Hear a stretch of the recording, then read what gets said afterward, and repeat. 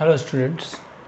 So today we are talking about the discovery of a theory of atoms. Okay जो आपने आगे पढ़ी होगी एटम क्या है, नाइन्थ स्टडीज़ में आपने देखा होगा कि एटम क्या है, मैटर क्या है, ठीक है, जिसका स्ट्रक्चर जो होगा वो चैप्टर 2 में हम पढ़ने वाले हैं। तो फर्स्ट ऑफ ऑल हमने यहाँ पे मैंने हेडिंग डाला है कि Dalton's atomic theory in 1808। But अगर मैं बोलूँ कि ये चीज़ जो है वो बहुत पहले हमारे इंडिया में बहुत सारे ऐसे ऋषि मुनि थे जिन्होंने पहले ही बोली हुई थी। जैसे कि हम बोलते हैं ना, वैसे कि ईश्वर जो है वो हमारे कण कण में है, तो कण कण की बात जो है वो महर्षि कन्नड़ ऐसा कुछ नाम था, उन्होंने की थी। तो ये कण का जो नाम है वो वहाँ से आया था, ठीक है। तो मतलब कि ये जो पूरी चीज़ें हैं वो हमारे ऋषि मुनियों में भी बोली थी। लेकिन पहले के टाइम में क्या था कि पहले के टाइम में थियोरिटिकली बात नहीं थी, मतलब कि मतलब कि लिखने की चीज़ नहीं थी। आप किसी आश्रम में जाओगे, स्टडी करोगे तो वो क्या ऐसे प्रैक्टिकली नॉलेज देते थे, ठीक है। ऐसा नहीं है कि थियोरेटिकली आज जो है वैसा नहीं है, ठीक है। लेकिन उनका कोई नाम नहीं है यहाँ पे, क्योंकि उनको कोई क्रेडिट नहीं है, क्योंकि उन लोगों ने मतलब कि लिखा नहीं था, राइटिंग में कुछ लिखा नहीं था।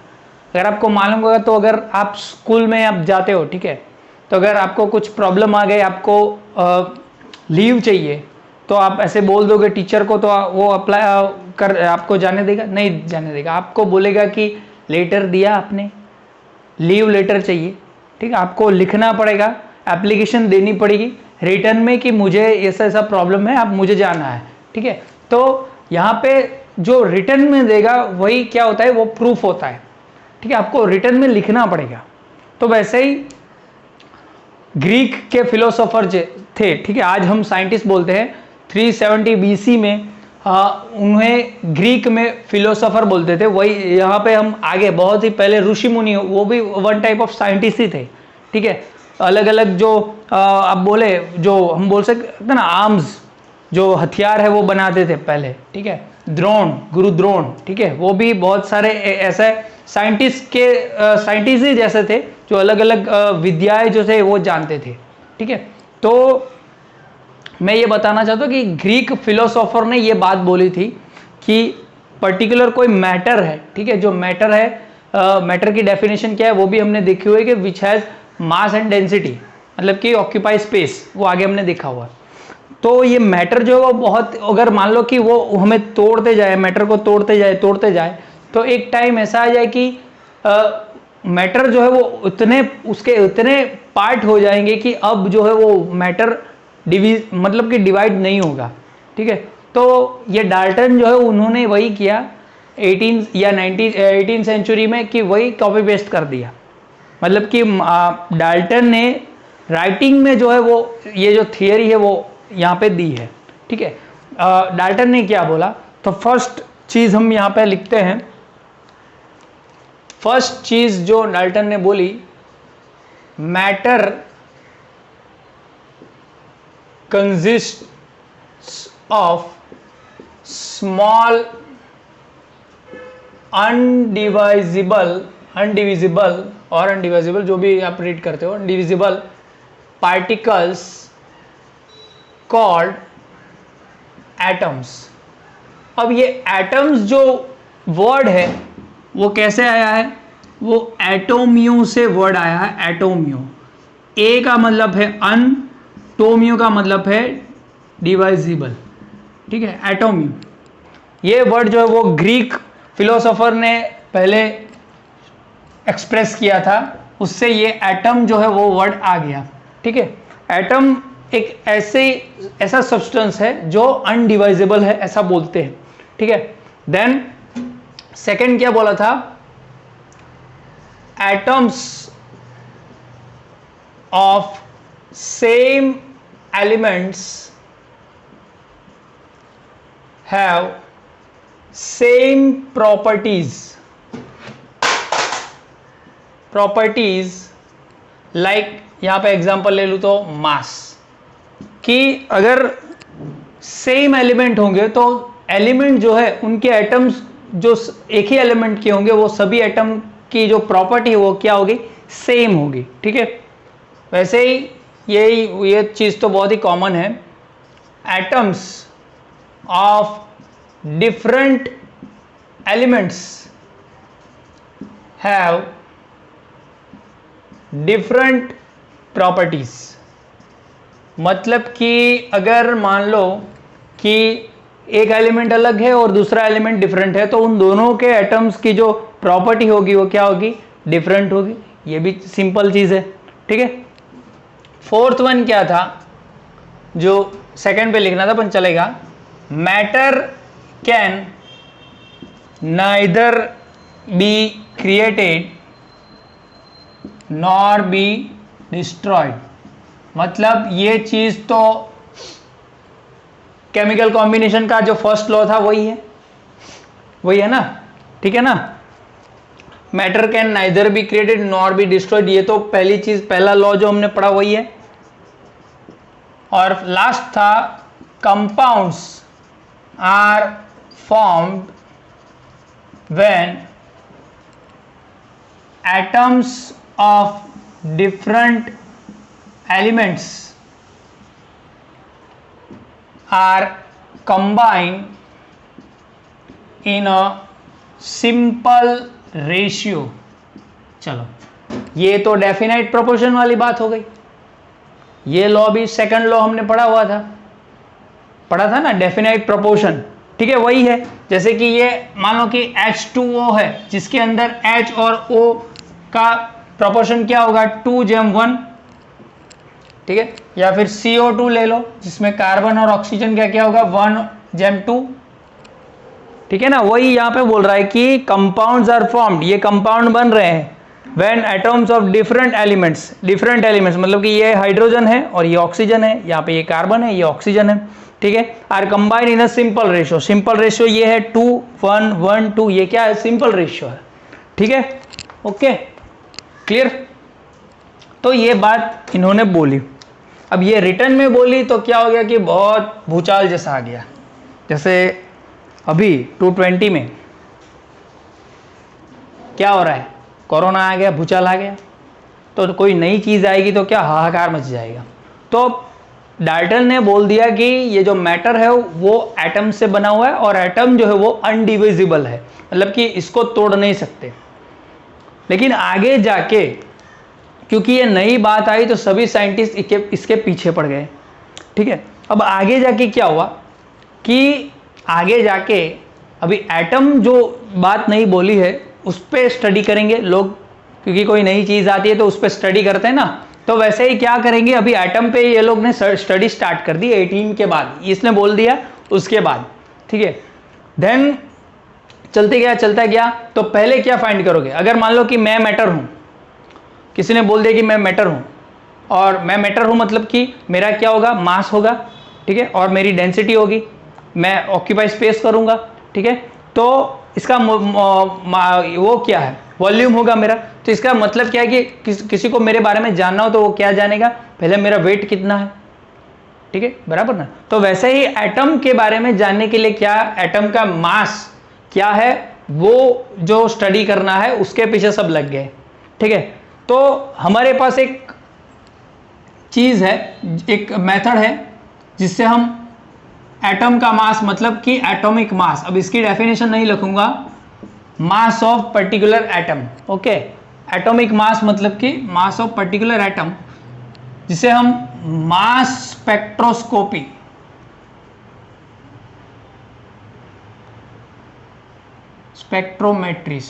मास स्पेक्ट्रोमेट्री मेथड से हम मास निकाल सकते हैं। आज 21वीं सदी चल रही है तो बहुत सारे ऐसे मास स्पेक्ट्रोमीटर है जिससे हम सीधे ही पर्टिकुलर किसी का भी मास जो है वो निकाल सकते हैं। जैसे हमारे यहाँ तो बहुत सारे कम है ऐसे इंस्ट्रूमेंट, लेकिन बाहर कंट्री में ज़्यादा है। यहाँ पे आईटी के बहुत सारी थोड़ी लैब है, उसके अंदर है। अगर हमें करवाना हो तो पर मास मतलब कि अगर मान लो कि हम एक एटम का मास कैलकुलेशन करवाएंगे तो 500 रुपीज़ हमें चाहिए, और वो जो इंस्ट्रूमेंट है अराउंड 1 करोड़ से 2 करोड़ का आता है, ठीक है, करोड़। ओके, तो पहले के ज़माने की बात हो रही है, तो आज तो हम कर सकते हैं, लेकिन पहले क्या था? तो पहले तो ऐसी कोई चीज़ नहीं थी। तो ये जो मास एटम जो है उसका मास कैसे फाइंड करेंगे? ठीक है, तो एक एग्जांपल मैं आपको दे रहा हूँ कि अगर मान लो कि आप एक शॉप पे जा रहे हो, मतलब कि आपकी एक शॉप है फ्रूट की, ठीक है, तो उस शॉप में आप जा रहे हो डेली, लेकिन एक दिन क्या हुआ कि आप जो है वो अपना डिजिटल ये जो वेट करने वाला चीज़ है, डिजिटल वेट करने वाली चीज़ है, वो आप भूल गए, ठीक है। वहाँ पे आप शॉप पे पहुँच गए और आपके पास एक कस्टमर आया, उन्होंने बोला कि मुझे 4 किलो आलू चाहिए, मतलब कि वो रेड आलू आते हैं ना, वो फ्रूट्स। तो आप क्या करोगे? आपको फिर वह याद आ गया कि यार मैं तो डिजिटल जो है वो वेट तो भूल गया। तो आप क्या करोगे? तो आपको वापस से याद आ गया कि मेरे पास एक पुराना तराजू है। तराजू मतलब कि ऐसी चीज़ जो आती है जिसमें आप पहले के ज़माने में ऐसे तोलते थे, ठीक है, ऐसे तोलते थे, ऐसा तराजू, ठीक है, और थोड़े से वेट भी थे, वेट जो ऐसे आते हैं ना, जिसमें 5 kg 2 kg लिखा होता है, ठीक है। अभी आपको याद आएगा कि ये है मेरे पास, ठीक है, ये है, लेकिन ये नहीं है, सिर्फ यही है आपके पास, ठीक है। तो कैसे करोगे आप?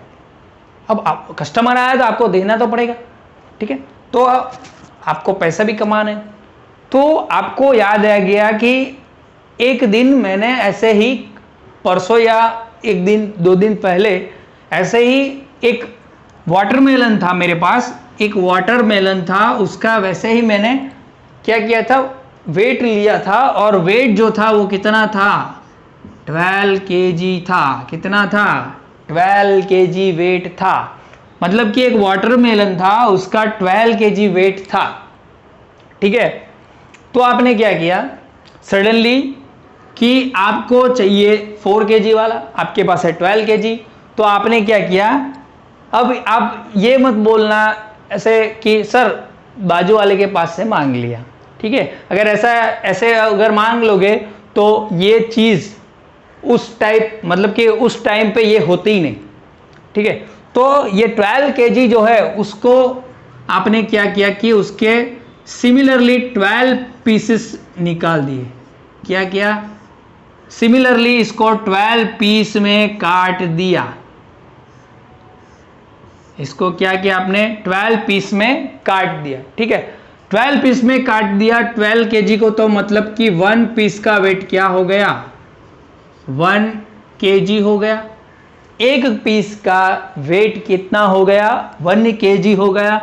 और आपके कस्टमर को कितने kg चाहिए आलू? तो 4 kg, तो 4 पीसीस यहाँ पे रख दोगे, और यहाँ पे जो जितने भी आलू होंगे वो आप वेट करके उसके दे दोगे। क्लियर हुआ? समझ में आया? वैसे ही जब कोई ऑप्शन नहीं था उस टाइम पे, ठीक है, तो इसी तरीके से क्या हुआ, एटम का मास निकालने के लिए एक रनिंग, मतलब कि एक कंपटीशन स्टार्ट हो गया। सब रन कर रहे हैं, सब दौड़ रहे हैं, ठीक है। तो वहां पे नॉर्मली यूज हुआ हाइड्रोजन का। वाई हाइड्रोजन का यूज हुआ?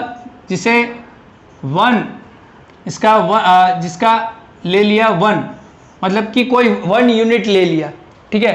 क्यों? क्योंकि इट इज अ सिंपलेस्ट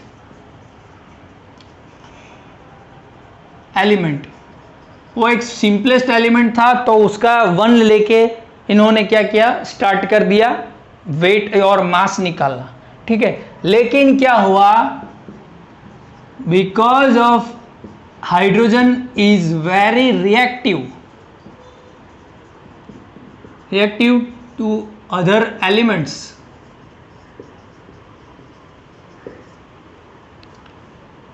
क्या हो गया कि हाइड्रोजन को ये जो लिया था वो इन्होंने क्या करना पड़ा, कैंसल आउट करना पड़ा। उसके बाद लिया इन्होंने an isotope of carbon 12, isotope of carbon 12 which is very stable। ये एक स्टेबल था आइसोटॉप, ठीक है, एक स्टेबल था आइसोटॉप, तो इन्होंने क्या क्या की, ये ले लिया, ठीक है। आगे जाके क्या हुआ मालूम पड़ा कि कार्बन का जो वेट है वो कितना है 1599 इंटू 10⁻⁻23 ग्राम, ठीक है, नहीं 9954 होगा, सॉरी, चलो 9954 इतना ग्राम का वेट कार्बन का पता चला, ठीक है। फिर इन्होंने क्या किया कि एक यूनिट भी डाल दिया, मतलब कि एक यूनिट आ गया एटॉमिक मास को फाइंड करने के लिए, एक यूनिट आ गया जिसे बोलते हैं AMU, या फिर अभी नया आया है U ओनली, वो भी बोलते हैं। अब ये AMU और यूनिट U क्या है, here AMU means atomic mass unit and here U means unified mass, okay. Atomic mass unit AMU, ये भी यूज कर सकते हो और ये भी यूज कर सकते हो, ठीक है। तो इन्होंने बोला कि ये जो 1 AMU है is equal to 1/12th part of C12 atom, ठीक है। क्या किया कि ये 1 AMU है वो क्या है 12th part of C atom है, मतलब ये कार्बन का 12वां पार्ट है। मतलब कि हम बोल सकते हैं कि अगर मान लो कि अगर हमें 1 AMU का वेट पता करना हो तो हम क्या करेंगे, इसको 12 से डिवाइड कर देंगे, 12th part of C12 atom, मतलब कि क्या करेंगे 19954 इंटू -3 ग्राम अपॉन 12, ठीक है। तो इसकी वैल्यू क्या आ जाएगी, इसकी वैल्यू आएगी 1.66 10⁻24 ग्राम, मतलब कि 1 AMU की जो 1 एटॉमिक मास की जो वेट आया वो कितना आया, इतना आया, ठीक है। तो हम हाइड्रोजन को भी देख लेते हैं, हाइड्रोजन का मास जो है वो एटॉमिक मास यूनिट में कितना आएगा, तो हाइड्रोजन मास इन AMU कितना होगा, हाइड्रोजन का मास जो है वो कितना होगा, हाइड्रोजन का मास होगा 1.67 टू 10⁻24 ग्राम जो मिला था आगे, ठीक है, अपॉन 1.66 इंटू 10⁻24, ठीक है। ये मैंने लिखा नहीं है लेकिन हाइड्रोजन का मास जो है वो इतना था 1.67, ठीक है। तो इसको कट करेंगे, ग्राम ग्राम निकल जाएगा, तो यहाँ पे आएगा 1.67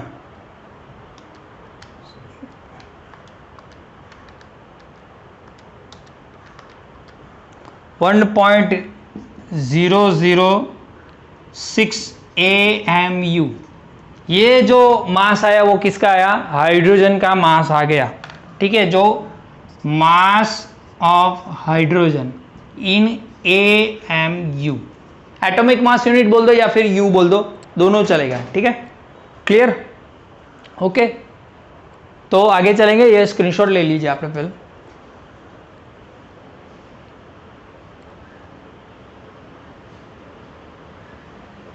एटॉमिक मास के बारे में बात करते हैं, सॉरी एवरेज एटॉमिक मास के बारे में बात करते हैं। Average atomic mass, average atomic mass क्या है उसके बारे में बात करते हैं। तो नॉर्मली आपको मालूम है कि एटॉमिक नंबर क्या है और एटॉमिक मास क्या है। What is atomic number and atomic mass? Atomic number is denoted by Z, whereas atomic mass is denoted by A. Okay, atomic mass का मतलब है सम ऑफ प्रोटॉन्स, सॉरी ये चीज जो है वो आगे हम पढ़ेंगे क्योंकि स्ट्रक्चर ऑफ एटम आने वाला है, तो इतना आपको समझना है, ठीक है। ये चीज जो है वो आगे पढ़ेंगे, इसका स्ट्रक्चर ऑफ एटम में आगे पढ़ेंगे। अब यहां पे कोई आइसोटॉप्स हम ले लेते हैं। आइसोटॉप्स मतलब कि the elements which have same atomic number but different atomic mass। मतलब कि मान लो कि हमारे पास हम अर्थ क्रस्ट से कुछ एलिमेंट्स निकाल रहे हैं और बोरॉन हमें मिला हुआ है, जो एक एज अ मिक्सचर मिला जिसके अंदर एटॉमिक नंबर 5 सेम है, एटॉमिक नंबर डाउन साइड में लिखते हैं, ठीक है, लेकिन इनका जो एटॉमिक मास है वो क्या है 10 है और इसका 11 है। मतलब कि दोनों का मिक्सचर मिला जिसके अंदर ये जो है ये कुछ हमें मान लो कि हमें मिला 19% और ये हमें मिला है 81%, ठीक है। ये एज अ मिक्सचर मिला जिसके अंदर ये बोरॉन जो है, बोरॉन 10 बोल सकते हैं इसको, वो 19% मिला और ये जो है वो हमें मिला 81%, ठीक है। तो हमें इसका एवरेज एटॉमिक मास फाइंड करना है, तो कैसे करोगे? तो इक्वेशन है percentage of AM1 plus percentage of AM2 by 100। This is the equation which we can use for calculating the average atomic mass of this particular elements which have same atomic number but different atomic mass, ठीक है। तो इसका अलग अगर हम करें तो कैसे करेंगे? इसका परसेंटेज कितना है? हमें मिला है 19 इंटू इसका एटॉमिक मास कितना है? 10 है, 10 प्लस इसका परसेंटेज कितना है? 81 इंटू कितना है वो? 11, ये एटॉमिक मास 11 है ना, अपॉन 100, ठीक है। इसका फर्दर आप करोगे तो आपको एवरेज एटॉमिक मास मिल जाएगा, ठीक है। अब आप कर देना, ओके। वैसे ही अगर आपकी बुक में आप देखोगे तो आपको कार्बन के 3 आइसोटॉप्स दिखेंगे। एक है C12, 6, C13 और C14, ओके, क्लियर, समझ में आया? जिसके अंदर एटॉमिक नंबर सेम है बट ये जो है एटॉमिक मास क्या है? डिफरेंट है, ओके, क्लियर। तो आगे चलें। अब बात करेंगे मोलेक्युलर मास की। स्क्रीनशॉट लेके आप ये राइट डाउन कर लेना, लिख लेना और वो कैलकुलेशन कर देना, ठीक है। आगे चलेंगे, स्क्रीनशॉट ले लीजिए। चले आगे चलते हैं। एवरेज एटॉमिक मास तो पता चल गया, अब मोलेक्युलर मास क्या है वो देखेंगे। Molecular mass, what is molecular mass? So molecular mass means, अब एटम्स जब कंबाइन होते हैं तो क्या बनता है? एक मोलेक्यूल बनता है। तो we can say that sum of masses of atoms present in a molecule is called as molecular mass। ये मैं शॉर्ट में लिख रहा हूँ MM, इसका फुल फॉर्म है मोलिकुलर मास, ठीक है। अगर मान लो कि एक मैं ले लूँ C6H12O6 which is we can say that glucose, उसका मोलिकुलर मास फाइंड करना है तो कैसे करोगे? बोला है मैंने sum of masses of atoms. यहाँ पे कितने एटम्स है?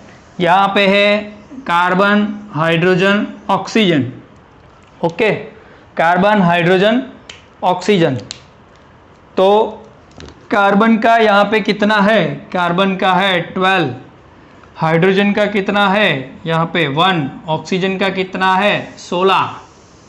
ठीक है, तो यहाँ पे कैसे करोगे, अभी 6 एटम्स है इसके, तो 12 एक का है तो इंटू 6 करना पड़ेगा क्योंकि 6 एटम्स है इसके अंदर, प्लस हाइड्रोजन कितने है उसका 1 है, लेकिन यहाँ पे कितने हैं 12 है, तो 12 इंटू 1, अब ऐसे 1 इंटू 12 कर देता हूँ, वही सेम ही है। और यहाँ पे कितना है 16 है एक का, और कितने हैं 6 है, 72 12 96 कितना होगा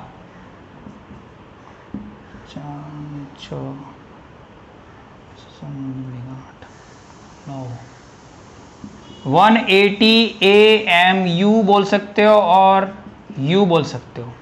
मोलिकुलर मास ऐसे फाइंड करते हैं, जितने भी एटम्स होंगे उनके जो भी जितने भी नंबर के एटम्स होंगे वो क्या होंगे, उसके मासेस से मल्टीप्लाई होके प्लस में जाएंगे, और ऐसे आप मोलिकुलर मास फाइंड कर सकते हो। ठीक है, आपको होमवर्क में कर देना C12H22O11 C2H5OH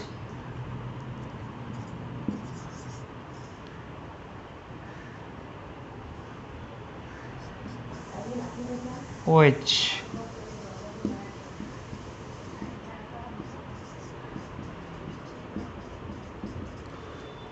ये आपका होमवर्क है, आपको मोलिकुलर मास फाइंड करना है। ठीक है, ओके, लिख लीजिए, स्क्रीनशॉट ले लीजिए, आगे चलते हैं।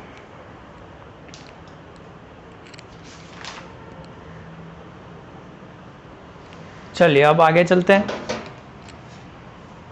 Head to the climax of our video, formula mass. Now what is formula mass?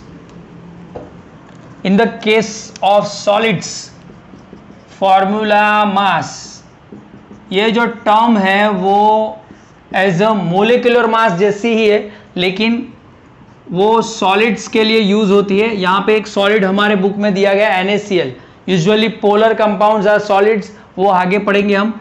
यहाँ पे क्या होता है कि सॉलिड मतलब कि एक क्रिस्टल होगा, 3D क्रिस्टल। ठीक है, जहाँ पे क्या है कि एक Na, यहाँ पे सभी Cl होंगे बड़े वाले, और एक Na जो है वो 6 Cl से क्या होगा का सराउंडेड होगा। ठीक है, ये यहाँ पे अंदर बहुत सारे पार्टिकल्स होंगे, एटम्स होंगे, यहाँ पे ऐसे बहुत सारे एटम होंगे यहाँ पे। ठीक है, मैं यहाँ पे सिर्फ बता रहा हूँ, शो कर रहा हूँ, ज़्यादा हमें ड्राइंग करने की ज़रूरत नहीं है। एक Na जो है, ऑलवेज याद रखना कि कैटायन जो है यहाँ पे NaCl कैसे बना, Na+Cl-। ठीक है, मेटल और नॉन मेटल के चैप्टर में आपने ये पढ़ा होगा Na+Cl-, this is metal and this one is non metal. Okay, तो ऑलवेज याद रखना कि ये जो Na+ है वो छोटा होता है साइज में anion से, always cation is smaller than anion। Okay, वो क्यों है क्यों नहीं वो आगे पढ़ेंगे हम। तो ये जो कैटायन है वो सराउंडेड होता है। ठीक है, सॉरी ये कम हो गया, 6 Cl- से क्या होता है, सराउंडेड होता है ये क्रिस्टल में। ठीक है, और ऐसे ही ये पूरा क्रिस्टल बनता है, पूरा क्रिस्टल ऐसे ही बनता है। ओके, तो इसको, ये एक सॉलिड है तो इसका मास फाइंड करने के लिए एक नई टर्म यूज होती है, फॉर्मूला मास, जो सेम ही है, कोई ज़्यादा वो नहीं है। फॉर्मूला मास कैसे फाइंड करते हैं, NaCl का, तो यहाँ पे Na का है एटॉमिक मास 23 और Cl का है 35.5। यू डाल दो, यहाँ पे ये mu डाल दो, जो भी डालना है डाल दो। ठीक है, तो टोटल कितना हो जाएगा, यहाँ पे Na तो एक ही है तो 23 होगा, Cl भी एक ही है तो 5.5, टोटल कितना होगा 58.5, ठीक है। तो ये हो गया हमारा फॉर्मूला मास, जिसे हम मोलिकुलर मास भी बोल सकते हैं, ठीक है, आगे मैंने डाला होगा। ये सॉलिड के लिए है फॉर्मूला मास। ओके, क्लियर, लिख लीजिए। आगे का वीडियो जो भी होगा वो हम आगे देखेंगे, ठीक है, मोल कॉन्सेप्ट होगा आगे का वीडियो। ओके, यहाँ अभी ये जो पोर्शन हो अभी वीडियो यहाँ पे स्टॉप करते हैं, आगे देखेंगे। Okay, right.